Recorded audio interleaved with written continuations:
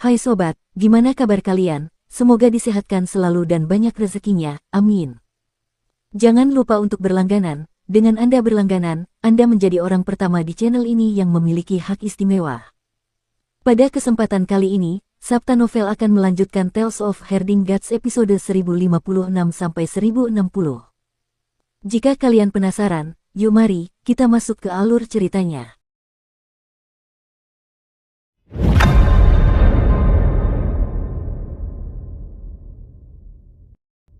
Binatang hampa. Kinmu mengerutkan kening, begitu pula Gu Xiao dan Da Hong.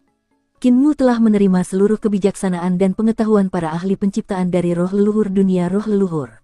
Di dalamnya, ada catatan tentang binatang buas. Binatang hampa adalah sejenis binatang purba-purba di istana leluhur. Binatang hampa ini dapat melintasi kehampaan, muncul dan menghilang secara misterius. Mereka adalah salah satu predator terkuat di era purba-purba. Hanya para penguasa kesadaran ciptaan yang kuat yang dapat mengendalikan binatang buas ini. Ras lain di era purba tidak mampu melawan binatang buas ini. Mereka dapat melintasi kehampaan, bahkan menelan bintang dan langit. Jika seseorang memanggil binatang hampa, malapetaka apa yang akan ditimbulkannya? Tatapan mata Da Hong berkedip sambil memperlihatkan senyum tipis. Gu Xiao menghela napas dan memasang ekspresi tercengang. Kinmu menggigil saat merasakan hawa membunuh keluar dari tubuh Gu Xiao. Dia tahu jika Luo Xiao bersikeras, Gu Xiao pasti akan membunuhnya. Tujuan Gu Xiao adalah menemukan para penyintas yang tersisa dari para penguasa penciptaan. Namun, jika Luo Xiao berhasil menemukan istana leluhur dan memanggil binatang buas dari sana, itu berarti Luo Xiao telah kehilangan kendali.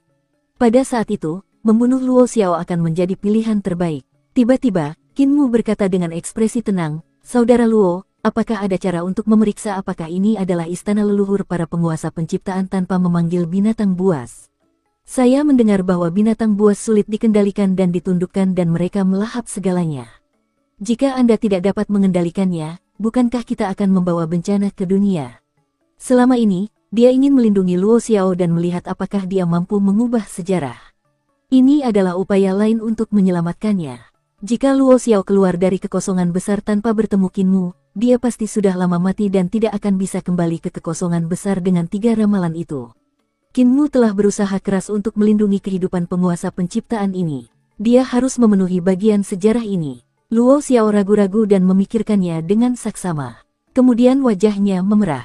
Kesadaranku memang tidak cukup kuat untuk menahan binatang buas. Namun, untuk perjalanan ini, kepala sukuku hanya mengajariku cara memanggil binatang buas. Mereka tidak mengajariku cara memanggil binatang purba-purba lainnya. Kinmu menyarankan, karena ini adalah teknik pemanggilan, maka teknik ini harus bersifat dua arah, artinya kesadaran kita dapat menjalin hubungan dengan makhluk hampa ini.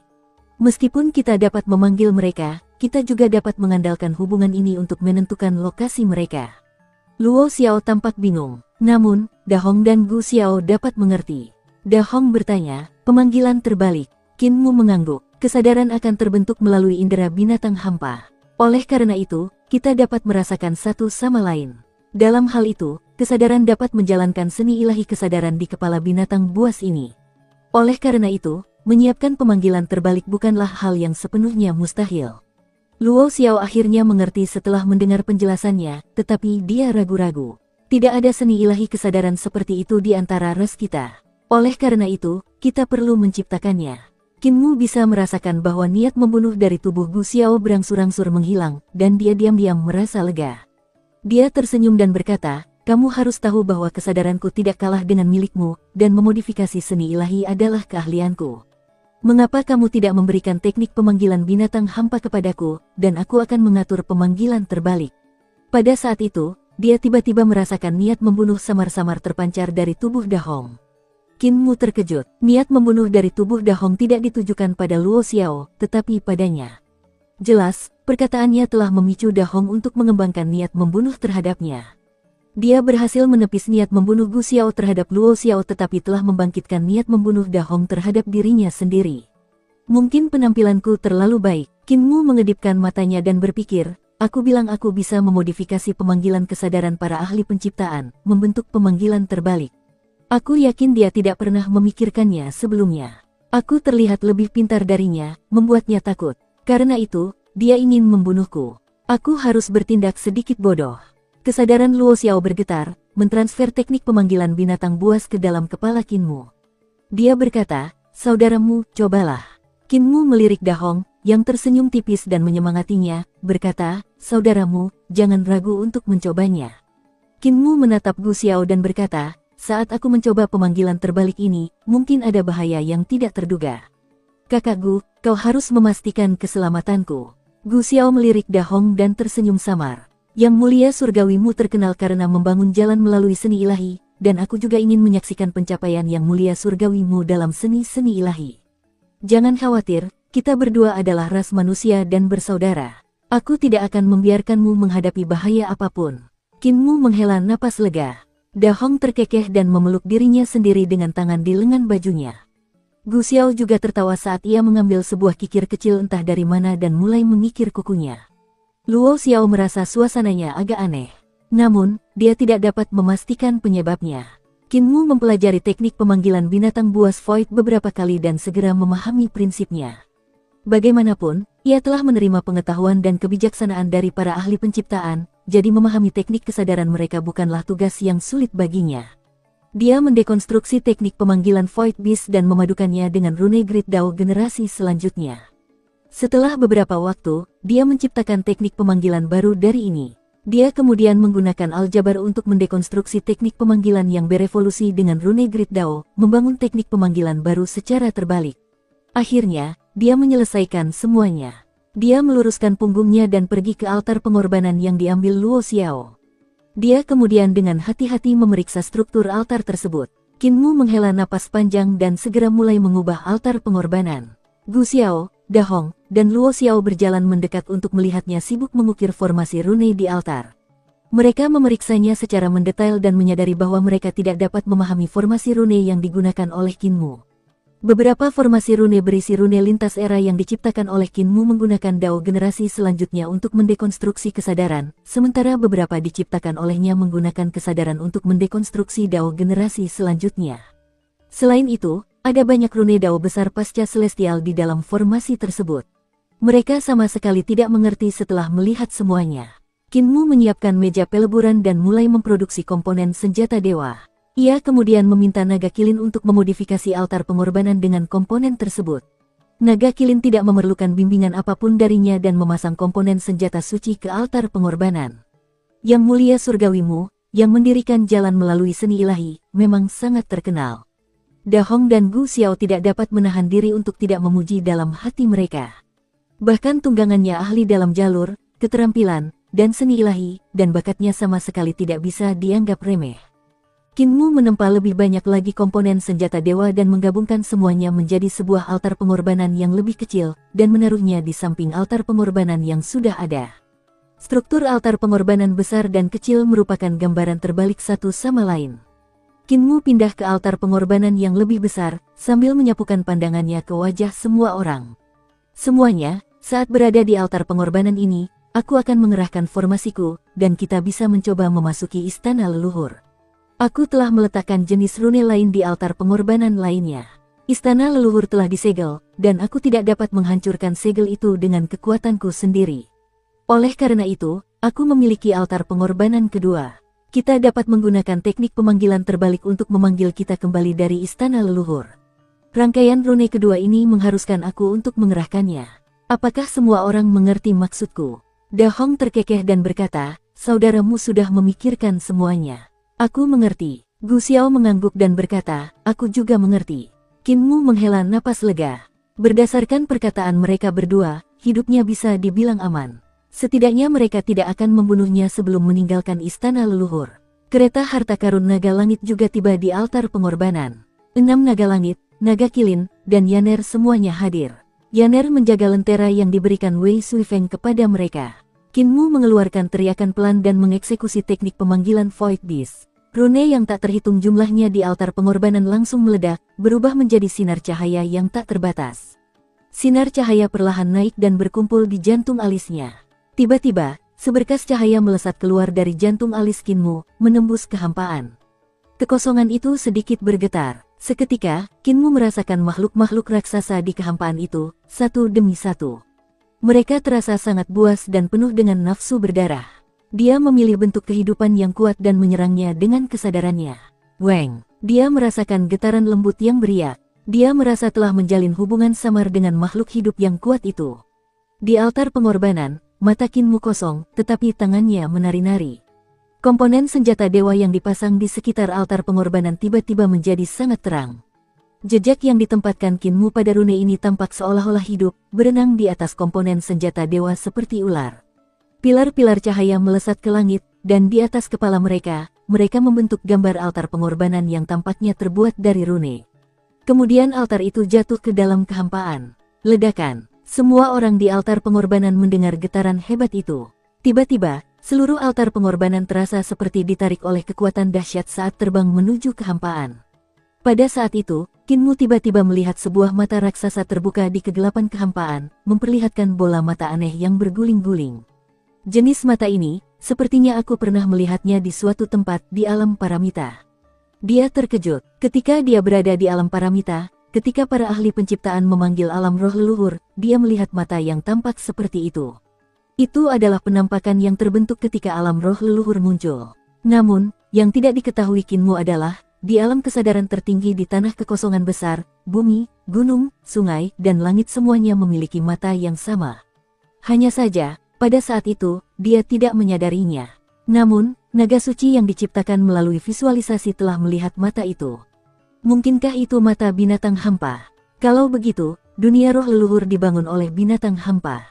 Tepat saat ia memikirkan hal itu, altar pengorbanan telah menyerbu ke arah pusat bola mata raksasa itu.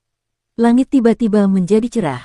Bola mata raksasa itu tampak seperti mendapat kejutan dan buru-buru mundur, dan altar pengorbanan mengejar dengan kecepatan penuh.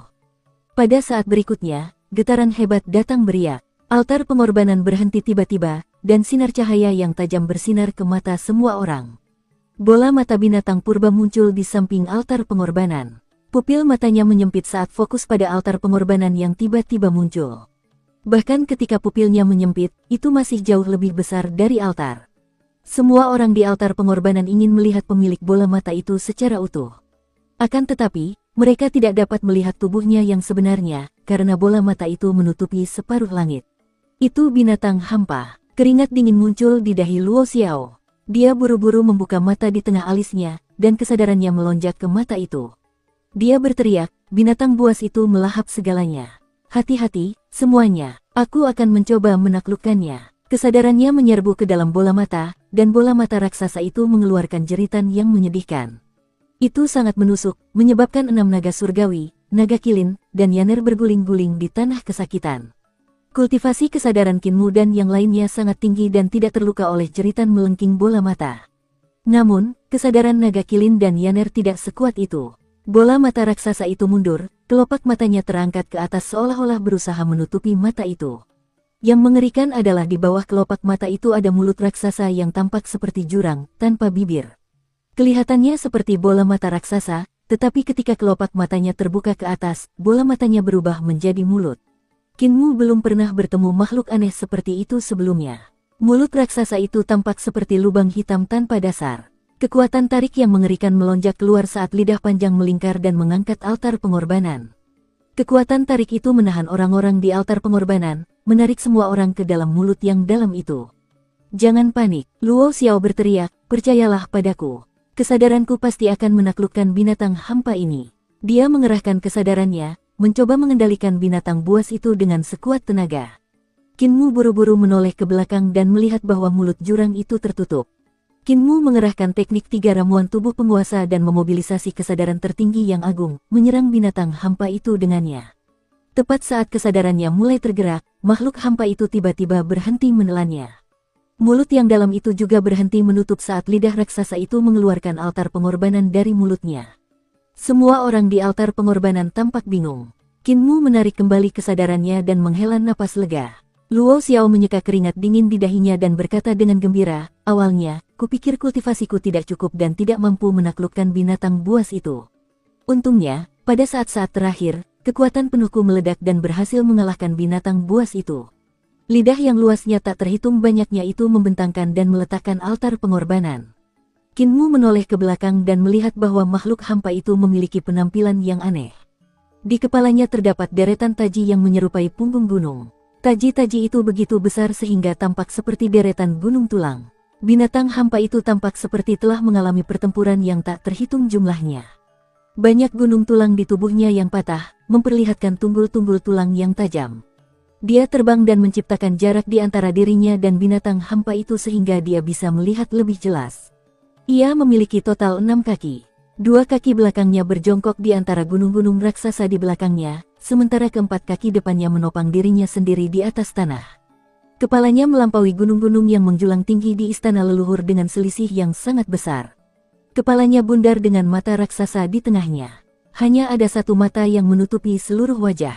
Di bawah mata, ada celah yang tampak seperti ngarai melengkung, dan sepotong kulit kasar dengan banyak kerutan. Retakan itu seharusnya mulutnya, dan kulit yang keriput itu kelopak matanya. Ketika kelopak mata diangkat ke atas, mulutnya akan membesar dan membesar lagi, dan akhirnya, yang tersisa hanyalah mulut jurang yang penuh dengan gigi-gigi tajam dan bergerigi pada kepalanya yang bulat, serta lidah yang panjang di dalam mulut. Bagaimana makhluk menakutkan seperti itu bisa ada? Kinmu tidak bisa menahan diri untuk tidak menggigil. Pada saat itu, dia menyadari bahwa ada lapisan daging di antara keempat kaki depan binatang hampa itu, yang berarti ia bisa terbang. Saat ia menyebarkan lapisan dagingnya, ia dapat terbang di udara seperti kelelawar. Binatang buas purba yang bisa terbang, melintasi kehampaan, dan melahap segalanya. Sungguh aneh bahwa para penguasa ciptaan tidak dihabisi oleh binatang buas ini. Mungkinkah para penguasa penciptaan dari zaman prasejarah dapat mengendalikan makhluk hidup yang kuat ini dengan kesadaran? Kinmu sedikit bingung. Luo Xiao sangat gembira. Ia terbang ke depan dan membelai kulit binatang buas itu yang sangat kasar, merasa sulit untuk menahan emosinya saat ia berbicara dengan tidak jelas. Ini adalah binatang buas yang dibicarakan oleh nenek moyang kita. Menurut legenda, hanya prajurit terkuat dari suku-suku yang mampu menaklukkan binatang buas ini. Aku tidak menyangka bahwa aku akan mampu melakukannya. Kinmu dengan hati-hati memeriksa binatang hampa itu dan melihat ada banyak tanda spiral di kulitnya. Itu pasti pola hampa. Jantungnya sedikit bergetar. Jika kita bisa melakukan penelitian menyeluruh pada pola-pola kehampaan ini, mungkin kita bisa memilah satu set rune kehampaan dan membangun satu set seni ilahi kehampaan. Kita bahkan bisa membangun jenis dao besar yang sama sekali baru. Dengan mata berbinar, dia mengeluarkan cermin dan terbang ke udara, menerangi sekeliling binatang hampa saat dia mengitarinya. Tiba-tiba Yaner berseru, "Tuan muda, cepat lihat sekelilingmu." Kinmu melihat sekeliling dan terkejut. Retakan muncul di tanah istana leluhur dan banyak bola mata raksasa muncul di permukaan. Ukurannya berbeda-beda. Beberapa bola mata tampak seperti tumbuh di pegunungan. Bahkan lingkar bola mata yang terkecil pun panjangnya lebih dari 100 kaki. Bola mata raksasa lainnya muncul dari tanah, seperti tunas bambu yang tumbuh setelah hujan. Mereka berkedip dan menatapnya dengan penuh semangat. Tidak hanya itu, ia melihat bola mata raksasa bermunculan di langit, jumlahnya bertambah dengan cepat. Saat ia melihat sekeliling, ia menyadari bahwa langit istana leluhur akan segera ditutupi oleh bola mata raksasa itu.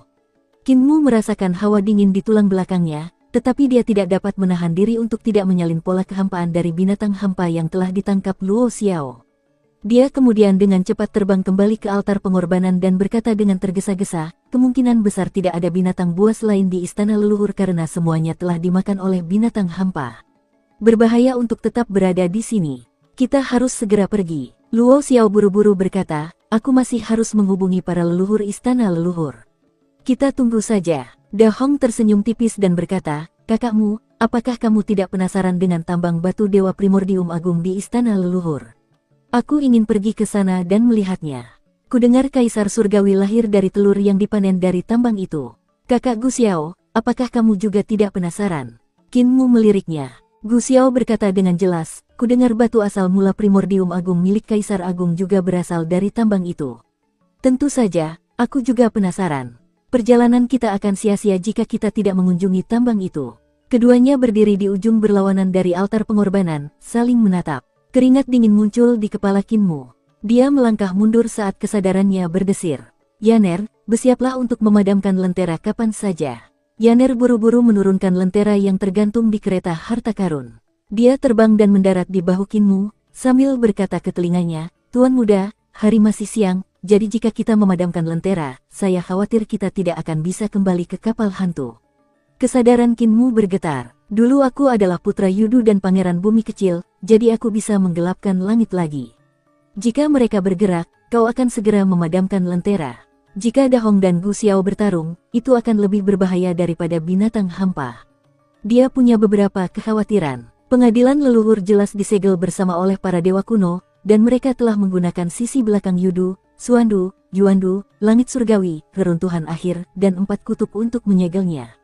Segel semacam itu terlalu kuat. Apakah mereka akan dapat kembali ke kapal hantu saat mereka memadamkan lentera di istana leluhur? Dia sebenarnya tidak yakin.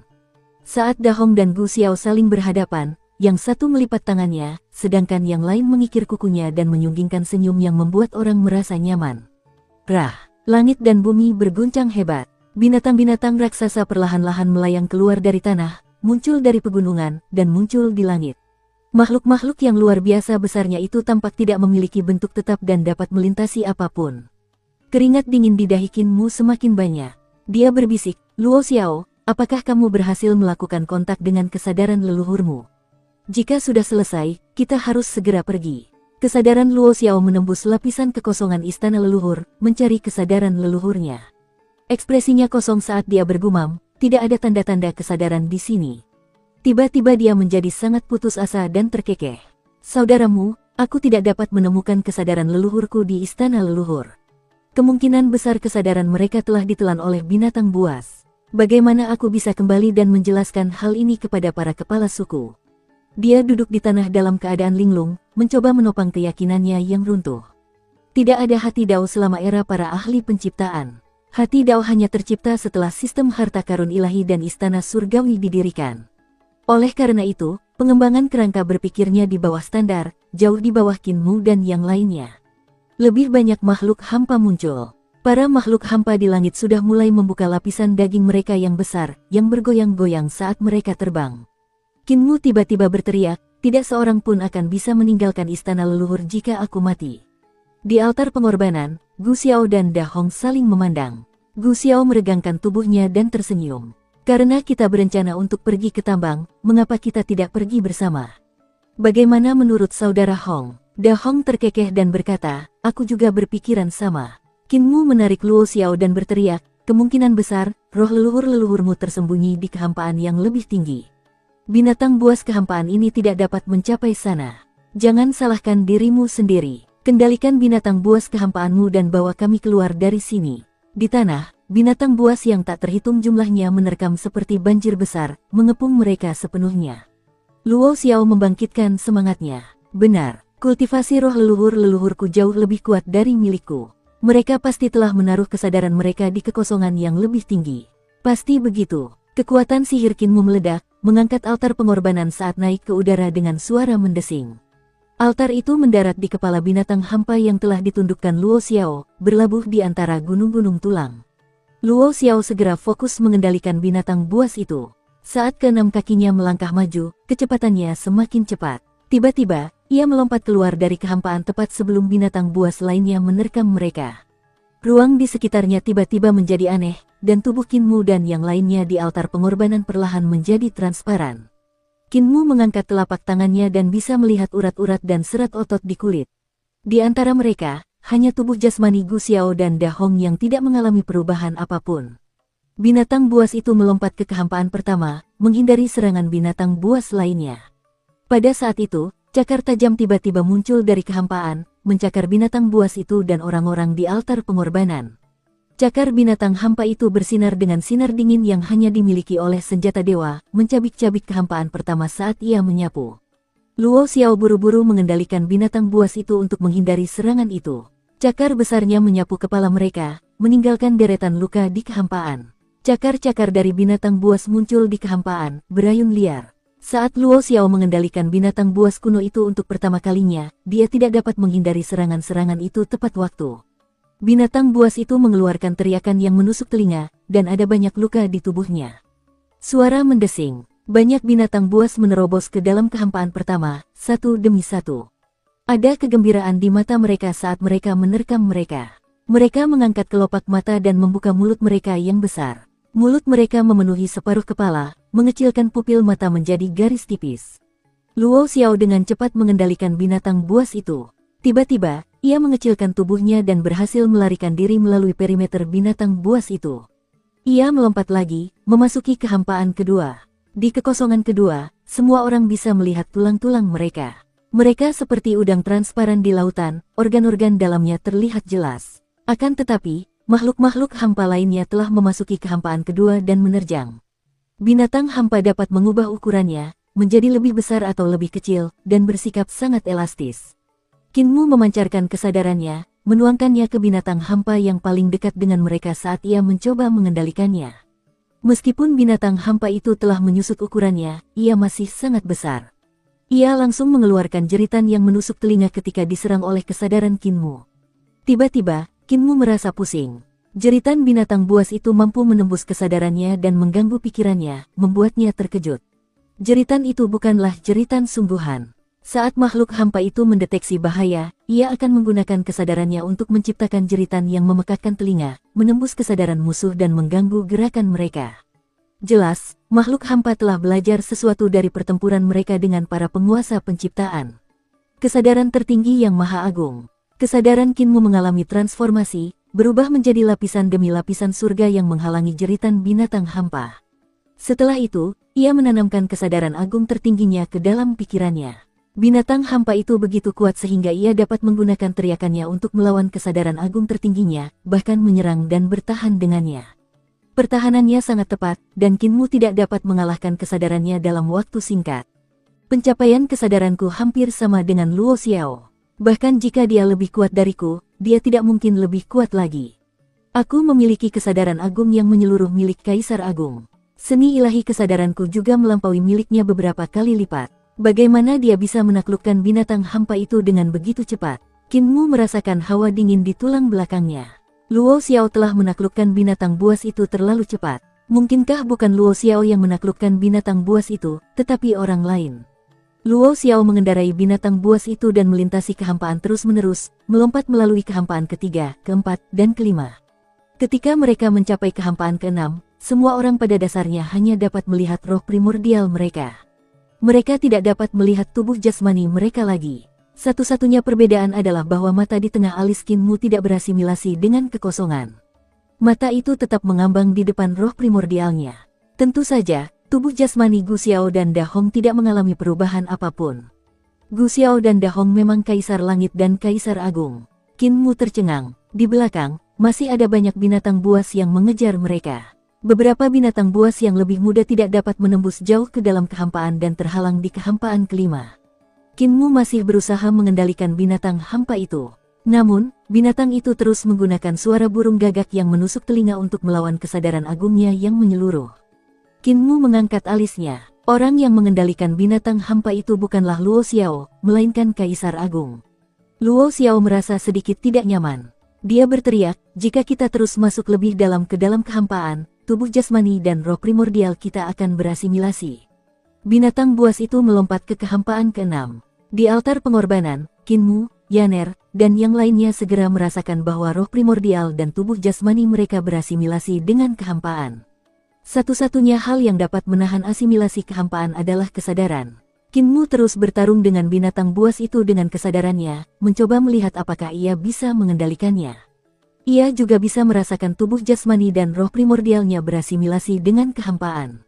Untungnya, ia mampu menahan asimilasi yang datang dari kehampaan keenam karena tidak begitu intens. Binatang hampa itu sudah mengalami kesulitan dengan kesadaran tertingginya yang agung. Sebentar lagi, ia akan mampu mengendalikannya.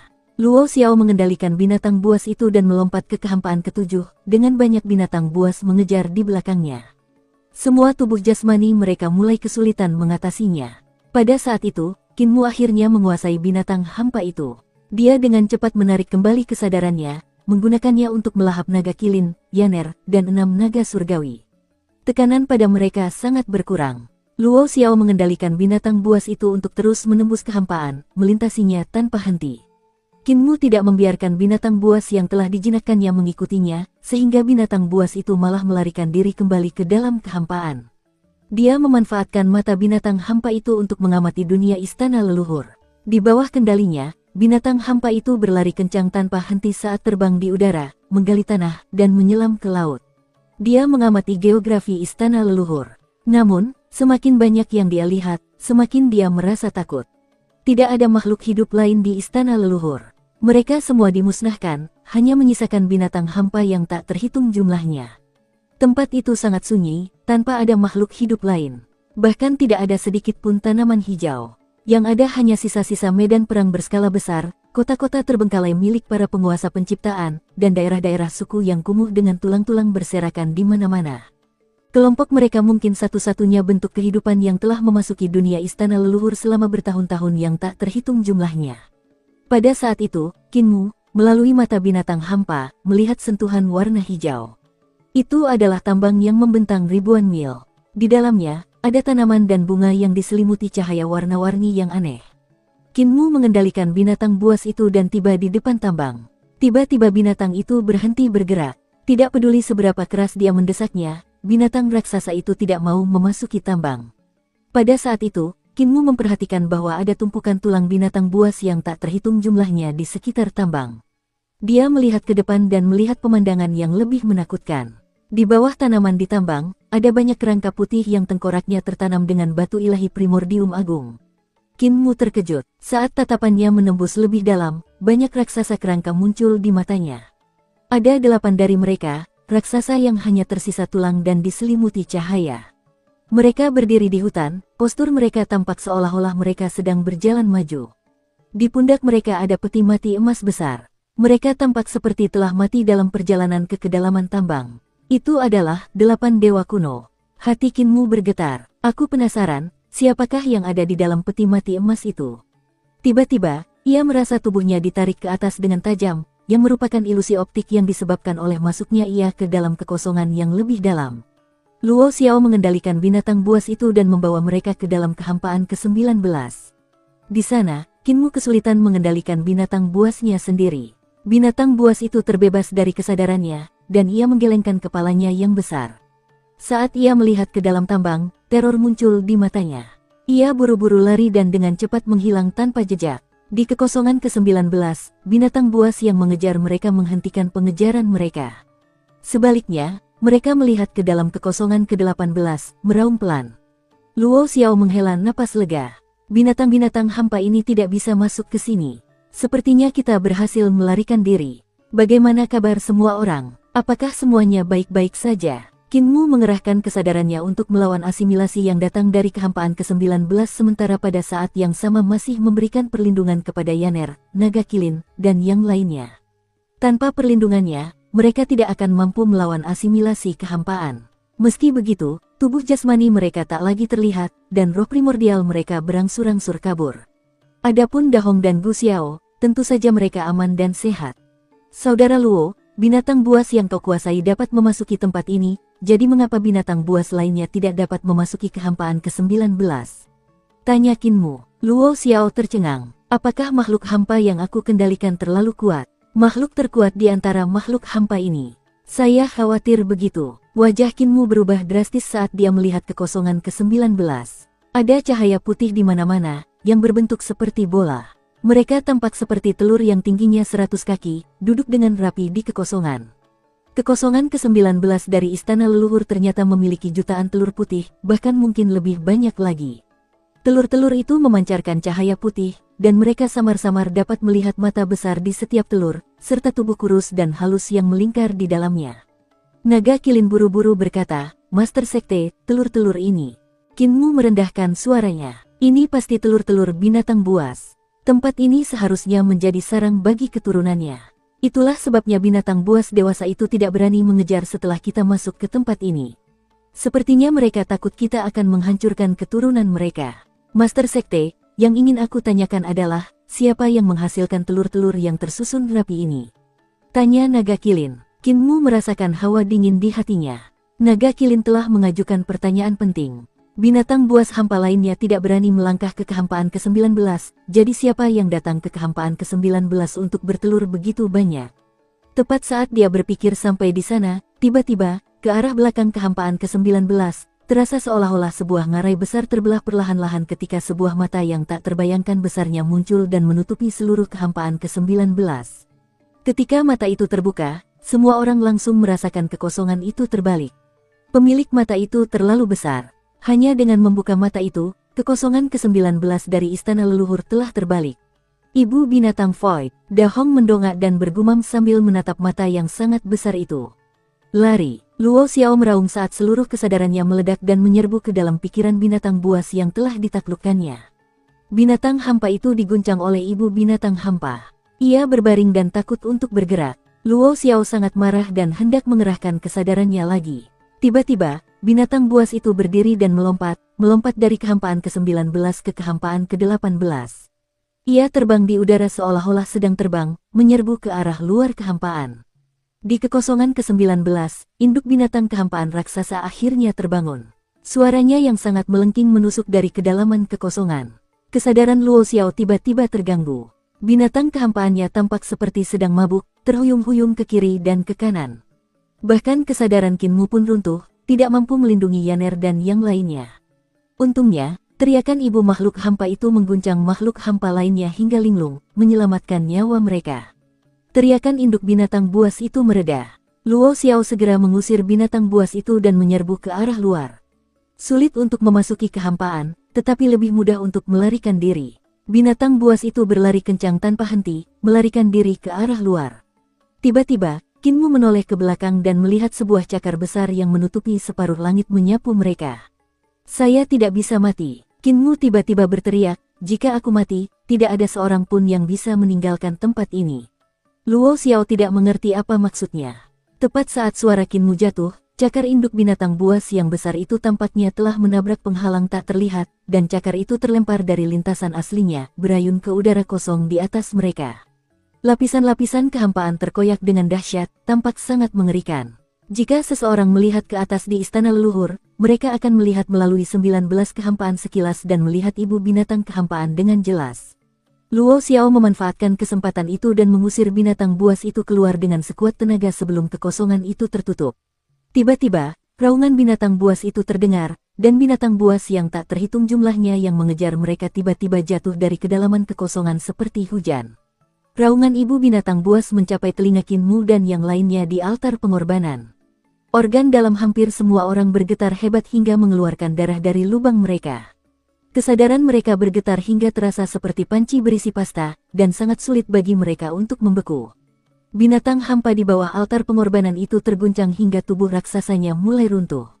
Ia akan segera mati di tengah gemuruh suara ibu binatang hampa. Saya tidak bisa mati. Qinmu dalam keadaan linglung. Dia berusaha keras untuk bertahan sambil berteriak, jika aku mati. Sebelum dia sempat menyelesaikan ucapannya, raungan ibu binatang hampa itu tiba-tiba terhenti, seolah ada sesuatu yang menyumbat mulutnya.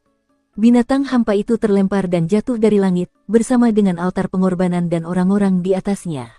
Semua orang memegang altar dengan sekuat tenaga, tetapi mereka terlempar. Mereka dengan panik memegang gunung tulang di belakang kepala binatang hampa itu. Energi vital Qinmu mengambil kilin naga, sementara Yaner melindungi keenam naga. Dia melebarkan sayapnya dan menutupi lentera agar tidak padam. Luo Xiao tidak jauh dari Qinmu. Dia bertanya, saudaramu, mantra apa ini? Qinmu tidak dapat menjawab tepat waktu, karena binatang hampa itu telah menghantam tanah. Ia berguling beberapa kali dan merobohkan beberapa gunung yang menjulang tinggi. Puncak-puncak gunung itu patah dan pecah, dan cahaya menyilaukan dari logam suci yang unik bagi gunung-gunung itu melesat ke langit. Pemandangan yang sangat indah karena cahayanya terpantul di seluruh langit. Hati Qinmu bergetar ketika dia melihat pemandangan ini di tengah keributan. Tubuh gunung-gunung itu ternyata adalah logam suci. Binatang hampa itu meluncur sepanjang jalan, menciptakan retakan dalam di tanah. Cahaya logam suci yang berkilauan keluar dari retakan, sangat menyilaukan. Qinmu menyipitkan matanya, tetapi masih terbutakan oleh cahaya logam suci yang menyilaukan. Dia tidak dapat menahan air matanya. Tanah yang ditendang oleh binatang hampa di udara itu tiba-tiba mengembang, berubah menjadi potongan-potongan tanah yang mengambang. Tanah pertumbuhan. Qinmu dengan paksa membuka matanya yang berkaca-kaca dan menatap pemandangan itu dengan tatapan kosong. Kemewahan istana leluhur berada di luar imajinasinya. Binatang hampa itu menabrak beberapa gunung dan terguling beberapa saat sebelum jatuh ke dalam lubang besar yang dalam. Keenam kakinya tergeletak di dasar lubang dan tidak bergerak selama beberapa saat. Semua orang berdiri bergiliran. Qinmu memobilisasi teknik 3 ramuan tubuh penguasa, memulihkan tubuh jasmani dan roh primordialnya dengan cepat ke kondisi puncak, penuh semangat. Dia menatap naga kilin, yang telah mengeksekusi teknik misterius penciptaan Anasrafa dan menyembuhkan tubuh jasmaninya yang terluka. Dia sekarang membantu Yaner mengatasi luka-lukanya. Qin Mu membantu Luo Xiao berdiri, yang mengangkat satu-satunya lengannya dan menyeka darah di sudut mulutnya. Dia berkata dengan tergesa-gesa, "Bagaimana dengan Da Hong dan Gu Xiao? Apakah mereka baik-baik saja?" Suara Gu Xiao terdengar dari atas altar pengorbanan. "Kami baik-baik saja dan menjaga altar pengorbanan. Kami tidak boleh kehilangan altar ini." Luo Xiao menenangkan hatinya dan melihat sekelilingnya. Ia melihat bahwa di sana seperti sebuah cekungan besar, membentang ribuan mil ke kiri dan kanan. Dikelilingi oleh gunung-gunung yang menjulang tinggi, yang berdiri di sekeliling cekungan tersebut. Tiba-tiba dia menunjukkan ekspresi gembira. Tempat ini adalah cekungan pohon purba. Kalau begitu, kolam giok tidak jauh dari sini. Cekungan pohon purba. Qin Mu berkedip dan bertanya, apa hubungan antara cekungan pohon purba ini dengan Ibu Pertiwi? Luo Xiao mengerahkan kesadarannya untuk membangunkan binatang hampa itu. Kudengar Ibu Pertiwi awalnya adalah pohon purba di istana leluhur. Pohon itu sering disiram oleh para ahli penciptaan yang menggunakan air dari kolam giok. Air kolam giok itu luar biasa. Air itu dapat menyembuhkan semua jenis luka, bahkan mampu meregenerasi lenganku. Cekungan pohon purba ada di sini. Itu berarti tambang batu suci kuno tidak jauh dari sini. Jantung Qin Mu bergetar hebat, dan dia merasa sedikit pusing. Dulunya Ibu Pertiwi adalah pohon purba di sini. Mungkinkah air dari kolam giok adalah cairan purba? Tepat setelah binatang hampa itu terbangun, ia melesat keluar di bawah kendali Luo Xiao, berlari kencang keluar dari cekungan pohon purba. Tidak lama kemudian, mereka melihat lautan kering di depan. Itu adalah kolam giok milik istana leluhur. Cairan primordial di kolam giok telah mengering. Binatang hampa terbang di atas kolam giok sementara Luo Xiao melihat sekeliling, mencoba menemukan cairan primordial yang tersisa. Dia menjelaskan kepada Qin Mu, dulu ada banyak air di kolam giok. Namun, setelah para penguasa penciptaan menggunakannya untuk menyirami segala macam benda suci, ditambah dengan perang selama bertahun-tahun, airnya berkurang. Ketika para penguasa penciptaan melarikan diri dari sini, mereka mengambil air yang tersisa. Aku tidak yakin apakah ada sumber air baru yang muncul selama bertahun-tahun ini. Lihat, ada beberapa di sana. Matanya berbinar, dan kesadarannya melonjak dan mengambil cairan purba yang terpendam dalam cekungan. Ia lalu mengangkat kepalanya ke langit dan meminum semuanya. Qin Mu menghela napas pelan, merasa kasihan. Jumlah yang diminum Luo Xiao jauh lebih banyak daripada yang disimpan Ibu Pertiwi sebagai harta karunnya. Si besar itu dengan gegabah menyia-nyiakan dan menyalahgunakan hal-hal yang baik. Setelah dia mengonsumsi cairan purba itu, lengannya langsung beregenerasi. Tak lama kemudian, lengannya tumbuh menjadi kuat dan tebal. Saudara Gu Xiao, Saudara Da Hong, apakah kalian tidak ingin pergi mencari tambang? Luo Xiao menunjuk ke depan dan tersenyum. Tambangnya ada di sana. Gu Xiao dan Da Hong sama-sama tersenyum. Terima kasih, kakak Luo, atas bimbinganmu.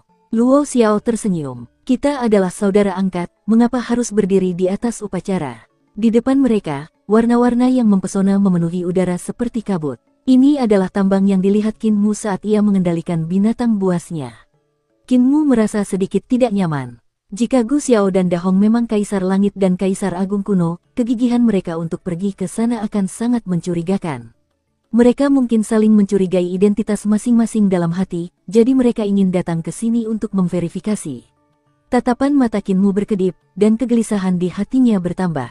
Di tambang, ada 8 dewa kuno yang meninggal sambil membawa peti mati emas. Siapa yang ada di dalam peti mati itu? Ibu binatang buas tadi mengejar kita. Mengapa dia tidak mengejar setelah kita keluar dari kehampaan?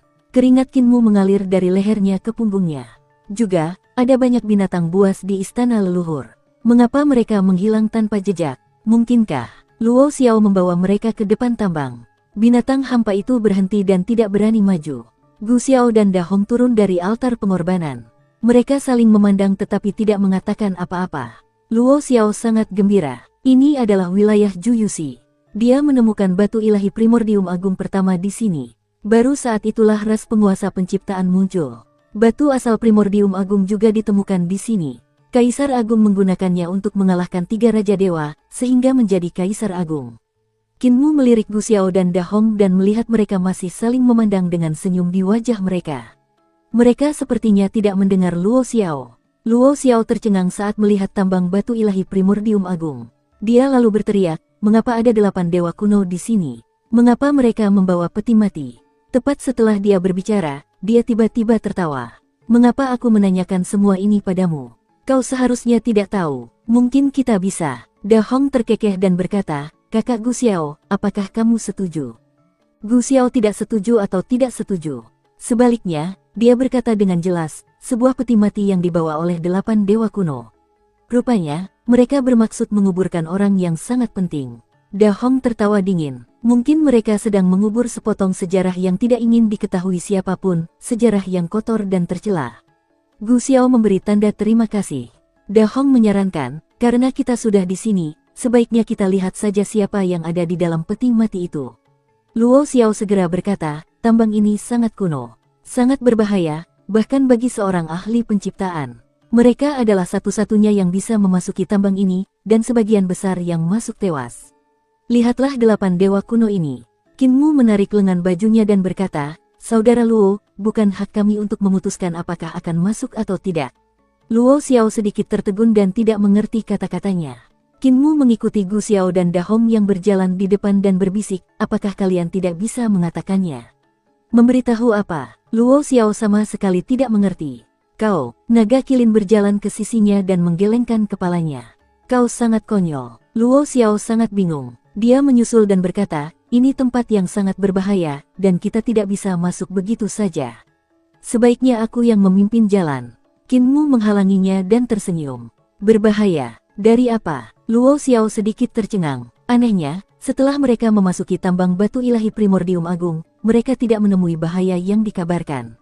Sebaliknya, suasananya sangat sunyi. Mungkinkah para pemimpin itu hanya berkomentar biasa saja, padahal sebenarnya tidak ada bahaya apapun di tambang itu?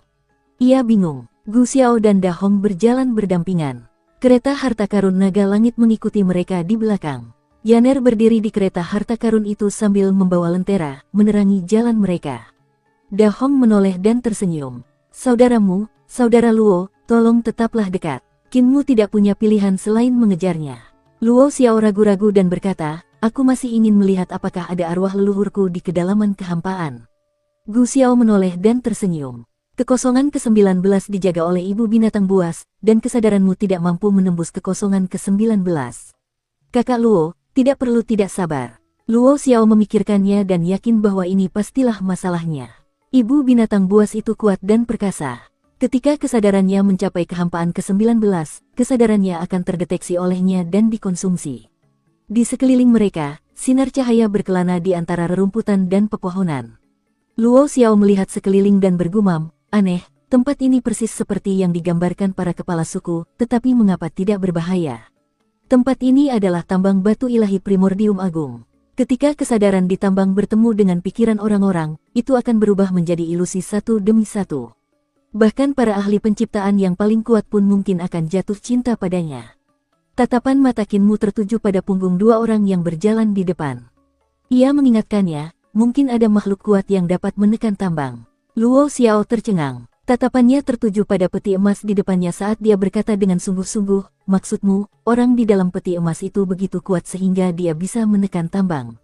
Siapa yang memiliki tingkat kultivasi seperti itu? Mungkinkah? Matanya berbinar saat dia menepukkan tangannya tiba-tiba. Aku tahu, itu Kaisar Agung. Mayatnya ada di dalam peti mati emas. Dia berkata dengan gembira, saya mendengar dari para kepala suku bahwa Kaisar Agung tewas dalam pertempuran di zona karat darah. Pastilah Kaisar Langit kuno khawatir dia akan hidup kembali, jadi dia memerintahkan anak buahnya untuk mengubur mayatnya di sini. Kaisar Agung akhirnya tewas. Suara Gu Xiao terdengar dari depan, dan dia berkata pelan, Kaisar Agung memiliki kesadaran terkuat dalam sejarah. Bagaimana dia bisa mati? Kudengar, selama pertempuran di zona karat darah, batu asal primordium agung di tengah alisnya hancur, tetapi dia tidak mati.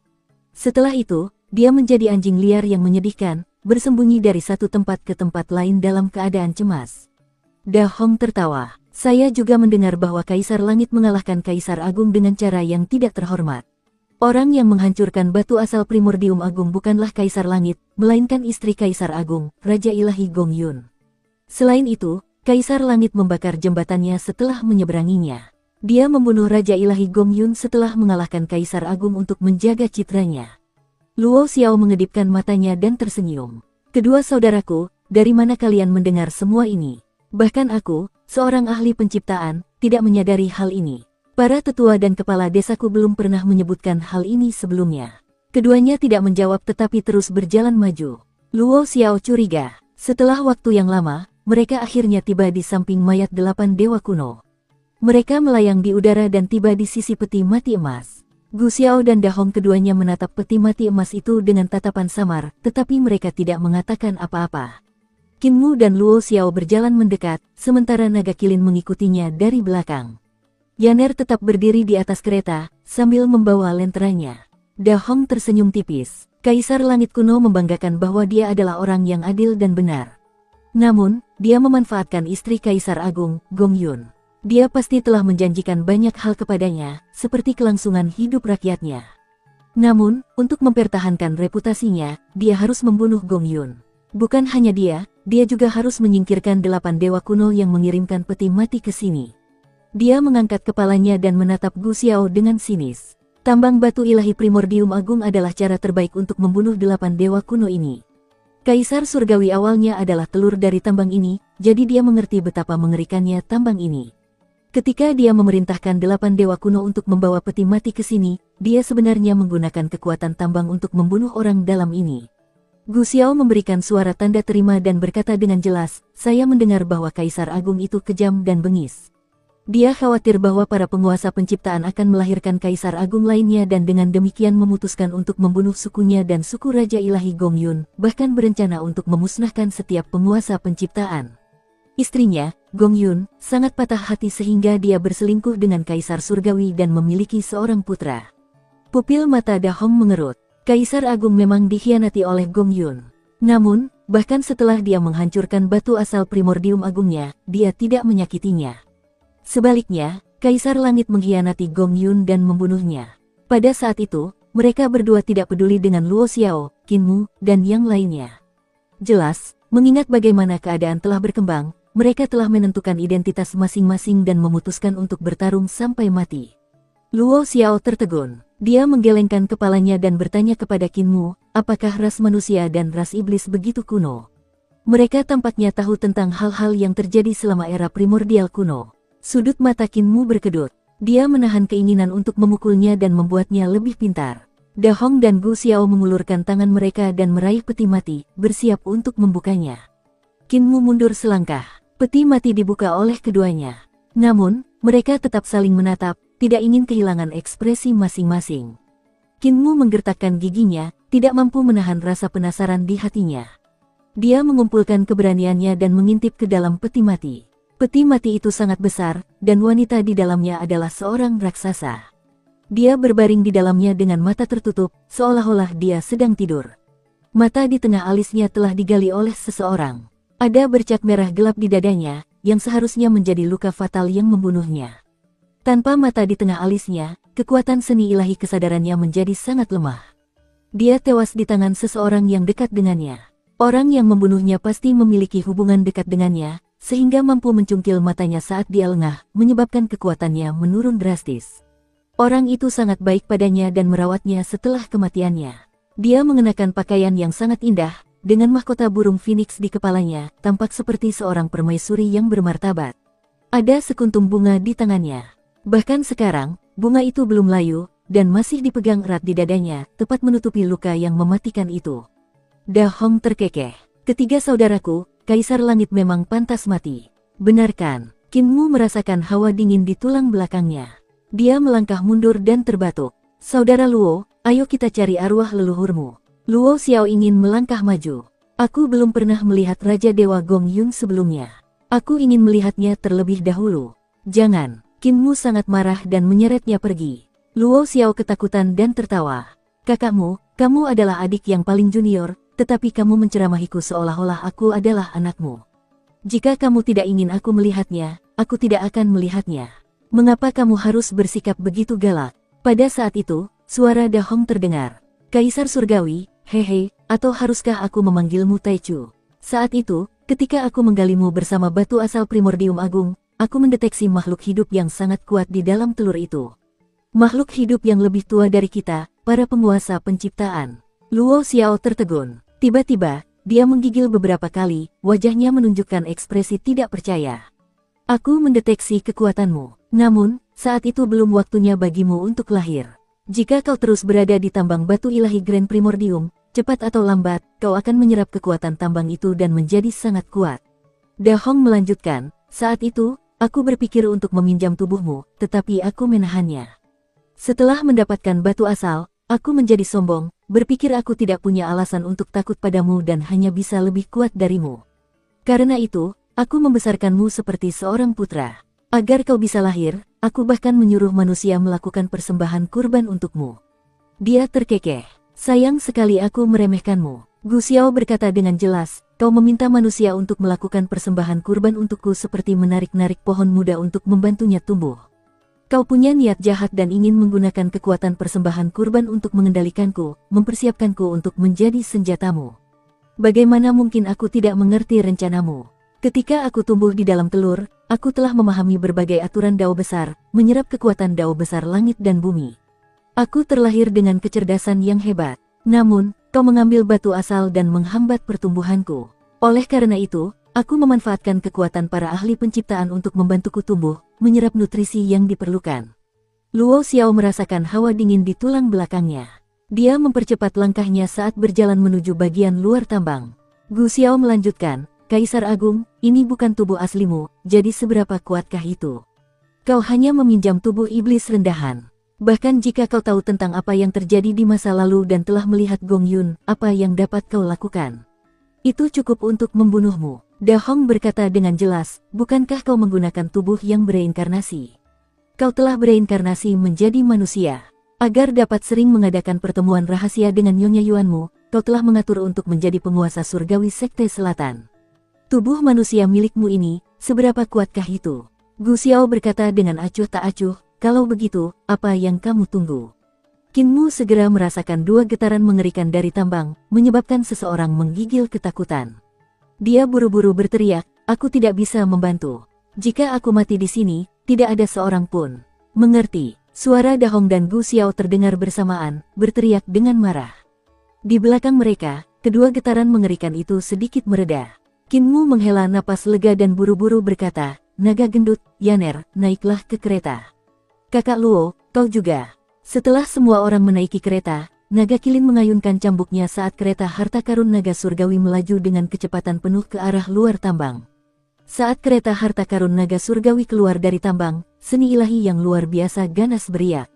Qinmu menoleh ke belakang dan melihat bahwa Da Hong telah melepaskan tangannya dari lengan bajunya. Dia mengeluarkan tombak besar dari lengan bajunya. Menariknya, meskipun lengan bajunya tidak lebih dari 1 kaki panjangnya, tombak itu lebih dari 3 kaki panjangnya. Tombak itu belum lengkap. Tombak dewa yang biasa memiliki tubuh yang lurus, tetapi tombaknya bengkok dan berkelok-kelok, seperti seekor naga. Tombak itu disempurnakan oleh urat nadi naga dari naga leluhur istana leluhur. Saat dia menusukkan tombaknya, teriakan naga yang sangat keras bergema di telinga semua orang. Berkas di tangan Gu Xiao juga berubah pada saat yang sama, berubah menjadi bentuk pedang. Permukaannya ditutupi dengan titik-titik kecil. Ketika berkas itu menampakkan bentuk aslinya, ia menjadi pedang kekaisaran, yang melambangkan kekuasaan kaisar surgawi atas alam semesta. Titik-titik kecil di kedua sisi pedang telah berubah menjadi jejak tulisan dan simbol aneh yang tak terhitung jumlahnya, menutupi seluruh tubuh pedang. Itu adalah jejak Dao besar. Ketika Gu Xiao sedang mengikir kukunya dengan kikirnya, tidak seorang pun dapat melihat bentuk asli pedang itu. Mereka tidak menyadari bahwa titik-titik kecil yang tersusun rapi itu sebenarnya adalah jejak Dao Agung. Ada sekitar 2000 jenis jejak pada pedang, yang melambangkan berkat yang diberikan kepada Kaisar Surgawi dari 2000 dewa kuno selama prasejarah, serta kepatuhan mereka kepadanya. Saat pedang harta karun itu beradu dengan tombak dewa naga leluhur, suara Dao bergema. Kedengarannya seolah-olah jutaan dewa kuno bernyanyi bersama, menggunakan Dao Agung mereka untuk mendukung kaisar mereka yang kuat. Di atas peti mati emas dan 8 mayat dewa kuno, kedua sosok mengerikan itu saling bertukar pukulan pertama mereka. Riak-riak itu bergerak cepat ke arah Qinmu dan yang lainnya. Yaner menghindar ke belakang kereta, menggabungkan roh primordial dan tubuh jasmaninya untuk berubah menjadi bentuk burung pipit naga yang menelan langit, melindungi kereta. Ledakan. Dia mengerang saat darah menetes dari sudut mulutnya. Tubuh jasmani dan roh primordialnya rusak parah dalam sekejap, menyebabkan dia kembali ke wujud aslinya, seorang gadis gemuk. Tekanan gelombang kejut yang mengerikan ini begitu kuat sehingga gadis seberat 350 pon ini akhirnya tertempel di bagian belakang kereta harta karun, bergerak maju bersama kereta tersebut. 6 naga surgawi mencoba menahan kereta harta karun dengan sekuat tenaga mereka tetapi ditekan oleh kekuatan yang menakutkan, memaksa mereka mundur. Karena mereka menggunakan terlalu banyak kekuatan, kulit mereka retak hingga ke urat nadi mereka yang besar, menyebabkan mereka berdarah. Kinmu melancarkan gerakan, dan seni teleportasinya meledak, berubah menjadi cincin melingkar besar yang menghalangi efek beriak dari seni teleportasi Da Hong dan Gu Xiao. Namun, seni teleportasinya hancur seketika. Kinmu memutar jari-jarinya berulang kali, menggambar lingkaran besar secara berurutan. Di dalam lingkaran ini, rune teleportasi yang tak terhitung jumlahnya terbang keluar, membentuk seni ilahi teleportasi satu demi satu. Saat satu cincin hancur, yang lain menggantikannya, membantu Yaner menahan gelombang kejut seni ilahi. Luo Xiao segera mengendalikan binatang hampa itu dan menempatkannya di belakang kereta harta karun. Namun, binatang itu juga terus ditekan hingga dipaksa mundur. Akhirnya, gelombang kejut pertama berakhir. Semua orang menghela napas lega. Saat mereka melihat ke kejauhan, mereka menyadari bahwa kereta harta karun itu telah terdorong ratusan mil jauhnya. Da Hong bukan tandingan Gu Xiao. Mata Dewa Kinmu tak tertandingi dan dapat melihat apa yang terjadi di tambang. Da Hong terluka. Dibandingkan dengan Gu Xiao, dia sedikit lebih lemah karena tubuh jasmani ras iblisnya. Meskipun dia adalah iblis pertama yang hebat, ketika berhadapan dengan Gu Xiao dan pedang kekaisarannya yang diberdayakan oleh Dao besar, dia menderita kerugian besar pada pertukaran pukulan pertama. Pedang Gu Xiao tidak bisa disebut sebagai pedang, melainkan jenis senjata Dao besar. Saat pedang itu bergerak, hampir 2000 dewa kuno dari berbagai ukuran berdiri di belakangnya, tersusun rapi. Di antara mereka ada penampakan makhluk agung seperti Earth Count, Heaven Duke, dan Mother Earth.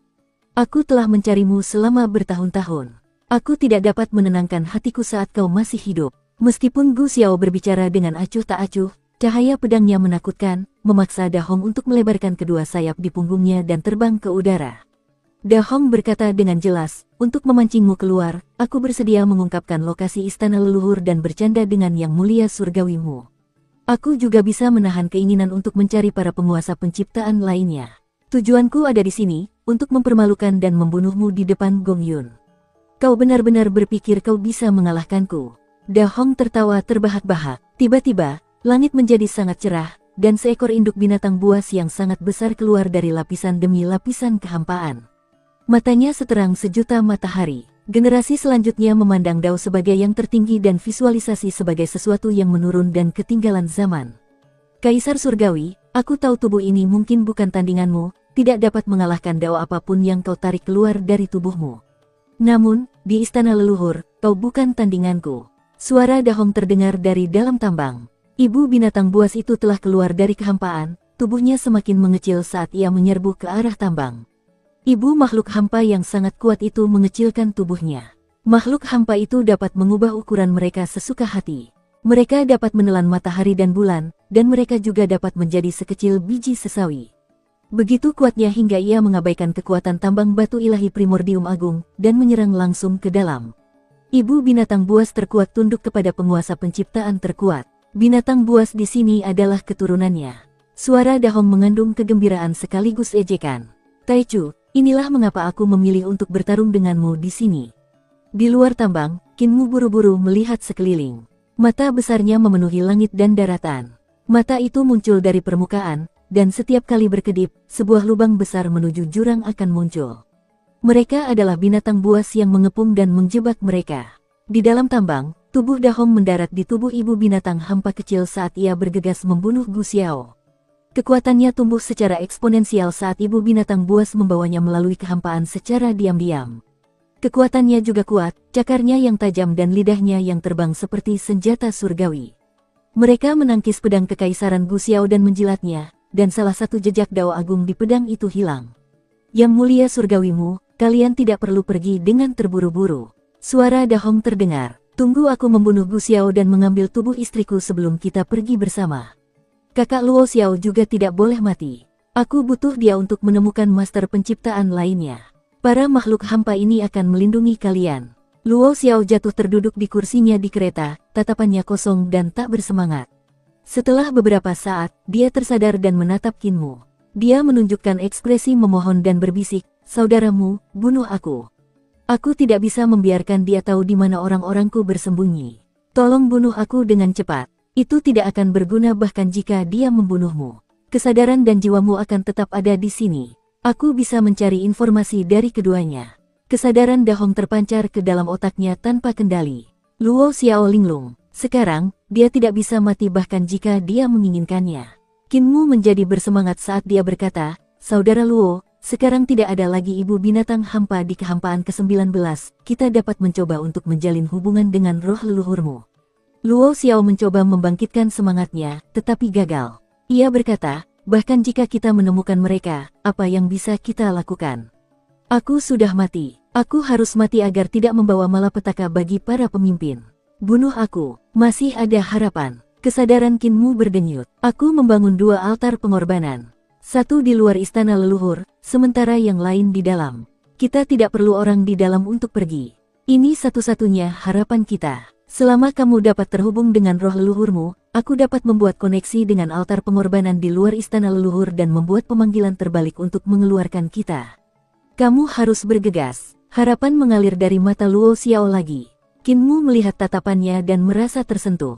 Sepasang mata jernih dan murni yang bersinar dengan hati Luo Xiao. Sulit bagi seseorang untuk menemukan mata yang jernih seperti itu di dunia yang tandus dan rusak tempat orang-orang berkhianat.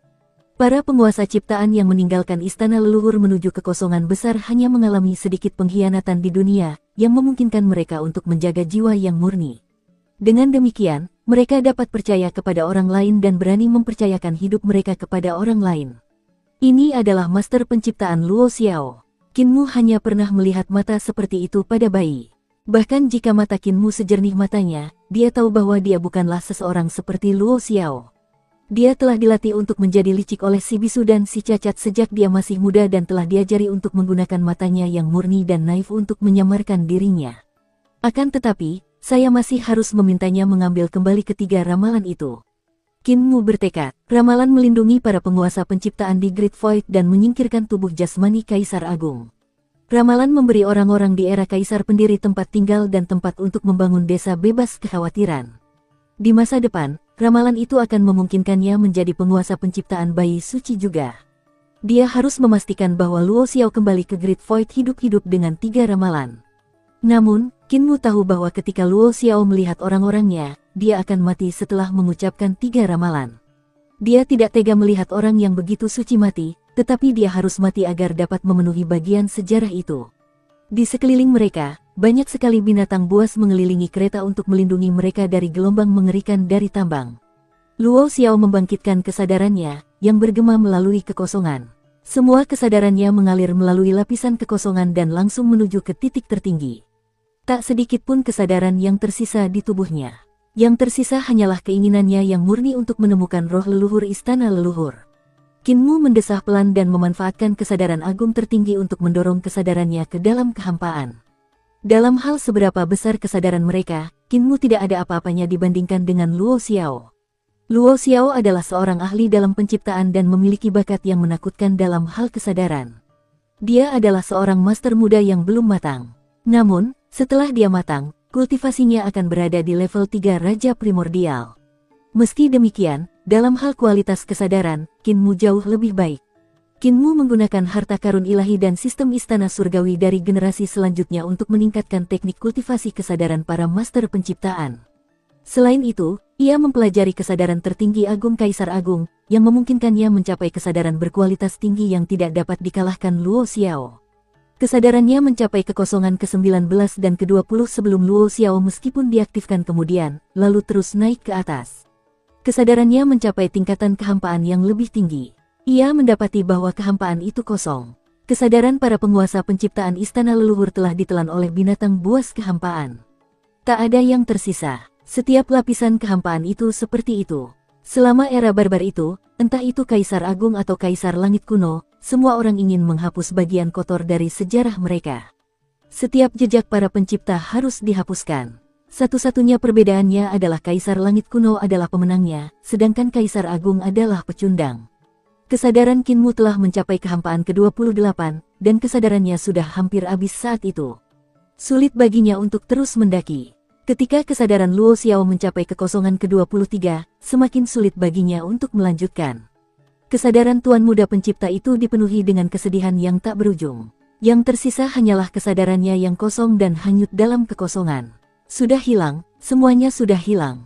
Roh nenek moyang kita telah terhapus. Kesadarannya dipenuhi dengan keputusasaan saat hanyut dalam kekosongan ke-23 tanpa keinginan untuk bertarung. Pada saat itu, gelombang kesadaran aneh datang dari kehampaan yang lebih tinggi. Gelombang itu membanjiri saat suara tua dan agung bersentuhan dengan kesadarannya. Suara itu mulai berdering, "Tuan Muda Pencipta, keturunan kami. Anda akhirnya ada di sini." Luo Xiao begitu gembira hingga kesadarannya bergetar. Tubuhnya menangis pada saat itu. "Anak kita telah diam sejak zaman purba. Kita mengalami zaman yang tak terhitung jumlahnya dan mengamati pergerakan ribuan dunia di alam semesta. Kita meneliti prinsip-prinsip samar dalam kehampaan dan melihat ke masa lalu dan masa depan. Anakku, kami melihat kesulitan yang akan dihadapi para ahli penciptaan kekosongan besar. Kami juga memeriksa hatimu. Anakku, kembalilah ke kekosongan besar dengan 3 ramalan ini. Semuanya akan menjadi kenyataan satu persatu." Di dalam kereta, Luo Xiao berlutut dan tersedak air matanya. Dia tidak bisa bicara. Dalam kehampaan ke-23, roh leluhurnya memberitahunya tentang 3 ramalan. Ramalan tentang penyerbuan Kaisar Agung dan Yang Mulia Surgawi Yun, ramalan tentang dunia paramita, dan ramalan tentang bayi suci. Setelah itu mereka terdiam. "Anakku, bekerjalah keras untuk bertahan hidup. Pergilah sekarang." Luo Xiao mengingat kembali kesadarannya. Kinmu pun melakukan hal yang sama, dan dia melihat Luo Xiao yang sedang dalam keadaan panik. Luo Xiao berjalan ke sana kemari dengan penuh semangat, memeluk naga kilin, Yaner, dan bahkan 6 naga langit yang juga dia cium. Akhirnya, dia memeluk Kinmu dengan erat dan berkata sambil tersedak, Kamu adalah saudara kandungku." Kinmu tersenyum dan menepuk punggungnya, lalu berkata lembut, "Sudah waktunya pergi, kakak." Luo Xiao melepaskannya dan menyeka air matanya. Senyumnya murni. Kinmu diam-diam memanfaatkan formasi pemanggilan terbalik untuk merasakan altar pengorbanan di luar istana leluhur. Pada saat itu, Gu Xiao terluka di tambang. Dia dalam bahaya besar karena serangan Dahong dan ibu binatang buas. Tawa Dahong dapat didengar dengan jelas. "Taichu, akhirnya kau kalah. Kau akan mati di sini, dan tubuh aslimu di luar sana bahkan tidak akan tahu apa yang terjadi. Aku akan perlahan-lahan melahapmu dan mengambil kekuatanmu." Dia seperti kucing yang menangkap tikus kesayangannya. Dia tidak membunuhnya dengan cepat, malah memilih bermain dengannya, menyakiti Gu Xiao lebih banyak lagi sambil mencegahnya melarikan diri. "Perlahan-lahan aku akan menduduki surgamu dan mengambil alih kekuatanmu. Perlahan-lahan aku akan menghancurkan era yang kau bangun untuk membuatmu merasa putus asa.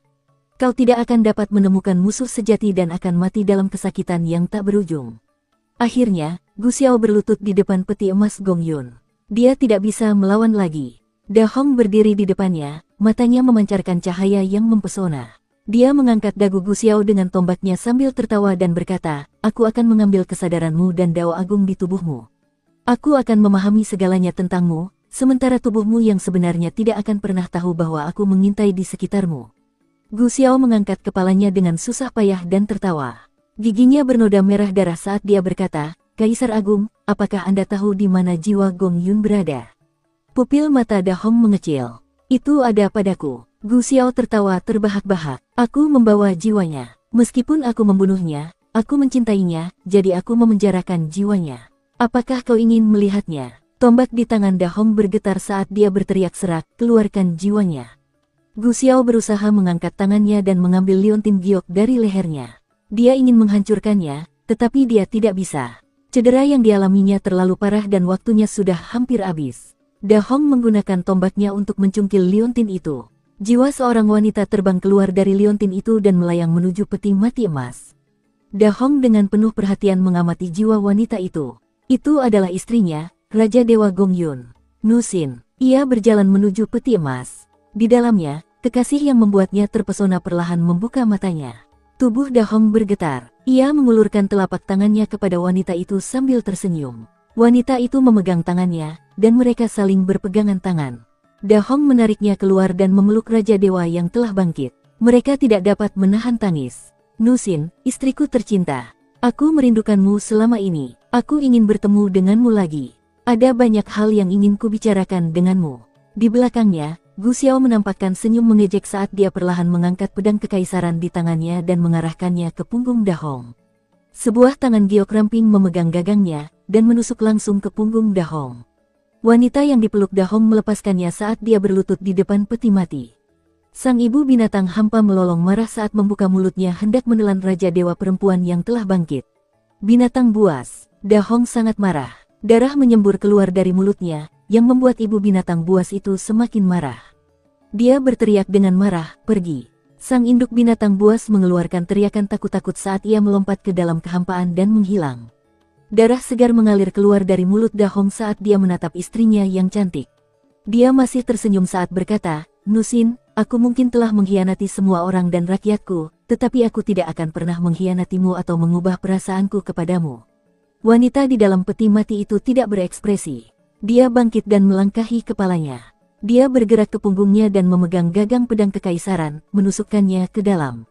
Ujung pedang keluar dari dada Dahong, dan kekuatan Dao yang tersembunyi di dalamnya menghancurkan fungsi tubuh jasmaninya dan menekan kesadarannya. "Aku masih mencintaimu, sampai aku mati." Dia tersenyum. Raja Dewa Gong Yun berjongkok di sampingnya. Rambutnya yang panjang terurai di dadanya, dan suaranya dipenuhi dengan kebencian yang tak berujung saat dia berbicara di telinganya. "Namun, aku sudah berhenti mencintaimu, Kaisar Agung. Sejak kau memusnahkan rakyatku, aku berhenti mencintaimu." Suaranya seperti pisau pemotong tulang saat dia memutar gagangnya. Dia menghancurkan hati Dahong sedikit demi sedikit. Hanya ada kebencian di antara kita. Kebencian yang tak berujung. Aku bisa bekerja sama dengan Taichu untuk menggunakan kekuatannya untuk membunuhmu. Aku akan memberitahumu sekarang bahwa aku menjatuhkan bayi kita hingga mati, dan aku bahkan punya bayi dengan Taichu. Senyum di wajah Dahong tetap ada. "Selama kamu masih hidup, hilang." Raja Dewa Gong Yun mencabut pedangnya dengan sekuat tenaga. Gu Xiao berjuang untuk berdiri sambil berkata dengan nada mengejek, "Teman Dao, kau masih tidak bisa mengalahkanku." Raja Dewa Gong Yun tidak menoleh untuk melihatnya. Dia mengangkat pedang dan menebasnya ke belakang, cahaya pedang itu melesat menembus leher Gu Xiao. Kepala Gu Xiao jatuh dari lehernya saat tubuhnya jatuh. Senyumnya hilang saat dia menunjukkan ketidakpercayaannya. Raja Dewa Gong Yun membetulkan gagangnya dan melemparkannya ke bawah. Pedang itu menembus bagian belakang tubuh Gu Xiao yang tanpa kepala, memakunya ke lantai tambang. "Hal yang paling aku benci adalah pengkhianatan." Dia mengangkat kakinya dan menghancurkan tengkorak Gu Xiao sambil mengatakan itu dengan jelas. Dahong masih belum mati. Dia melihat mayat Gu Xiao yang tanpa kepala di tanah, tertawa sambil berkata, "Pembunuhan yang bagus, pembunuhan yang bagus. Nusin, keluarlah dari tambang. Ada orang bernama Muking di luar sana yang bisa mengeluarkanmu dari sini." Aku mengganggu kesadarannya, tapi aku tidak bisa melakukannya lama-lama. Ini satu-satunya kesempatan. Raja Dewa Gong Yun memegangi lehernya untuk mengangkatnya saat dia berjalan keluar dari tambang. "Aku tidak akan membiarkanmu mati seperti itu. Aku masih harus menggunakan tubuh pinjamanmu untuk menemukan tubuh aslimu. Aku tidak akan membiarkanmu mati sampai aku menemukan tubuh aslimu." Dahong terkulai tak berdaya sambil terus menatap wajahnya dengan penuh obsesi. Matanya dipenuhi harapan. "Selama kamu hidup, aku ingin menyiksamu, memenjarakanmu, dan menggunakan berbagai cara untuk membuatmu merasakan sakit." Raja Dewa Gong Yun berkata dengan dingin, "Aku ingin kau merasakan sakitnya membunuh orang-orangku, 100 kali lipat sakitnya. Aku ingin kau merasakan siksaan yang tak terbayangkan." Dahong berkata tanpa daya, "Selama kamu ada di sisiku, diam."